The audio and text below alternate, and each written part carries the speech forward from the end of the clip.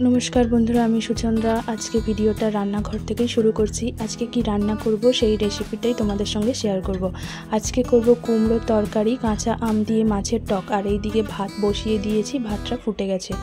सबार प्रथमे माछटा आमी भेजे नेब और कड़ाते तेल गरम करे माछगुलो एकटा एकटा करे भेजे नेब। যাদের মাছ ভাজলে ভেঙে যায় তারা তেল গরম করে একটু নুন দিয়ে দেবে, দেখবে মাছটা খুব সহজেই উঠে যাবে।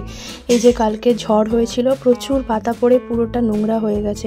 আর পাখিগুলোকে বিস্কুট দিয়েছি, ওরা বিস্কুট খাচ্ছে, প্রতিদিন খেতে আসে। আমি সবসময় মাছটা একটু কড়া ভাজা পছন্দ করি, তাই একটু লাল করে ভেজে নিচ্ছি। এবার মাছের মুড়ো দুটো রয়েছে, ওই দুটো মুড়োকেও আমি এবার ভেজে নেব। মাছের যে কোনো রেসিপি বানাও না কেন মাছটা খুব ভালো করে ভেজে নিলে তার রান্নার স্বাদটাই অন্যরকম হয়ে যায়।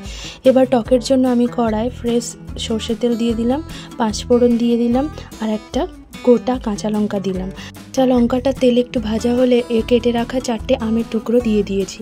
এখন গরমের সময় আমের টক বলো, আমের চাটনি বলো, আমডাল বলো, এগুলো খেতেই বেশি ভালো লাগবে। তাই আজকে ঠিক করলাম আম দিয়ে মাছের টক খাবো বলে। এবার আমটা ভাজা হওয়ার পর পরিমাণ মতো জল দিয়ে দিলাম। এবার পরিমাণ মতো হলুদ গুঁড়ো, স্বাদ অনুযায়ী লবণ আর অল্প একটু চিনি অ্যাড করে দিলাম। সমস্ত কিছু মিশ্রণ একসঙ্গে মিশিয়ে নিয়ে আমটা সেদ্ধ হওয়ার জন্য ঢাকা দিয়ে কিছুক্ষণ ফুটিয়ে নেব। কিছুক্ষণ আমটা ফুটিয়ে নেওয়ার পর দেখতে পাচ্ছ আমটা পুরো ফুটে গলে গেছে। এবার ভেজে রাখা মাছগুলো পরপর দিয়ে দেব। ইউটিউব চ্যানেলে আমার একটা রান্নার চ্যানেল রয়েছে, তো সেখানে আমাকে রান্নার ভিডিও সবসময় পোস্ট করতে হয়। তো এবার থেকে চেষ্টা করব ফেসবুকেও তোমাদের সঙ্গে এই ভিডিওগুলো শেয়ার করার জন্য।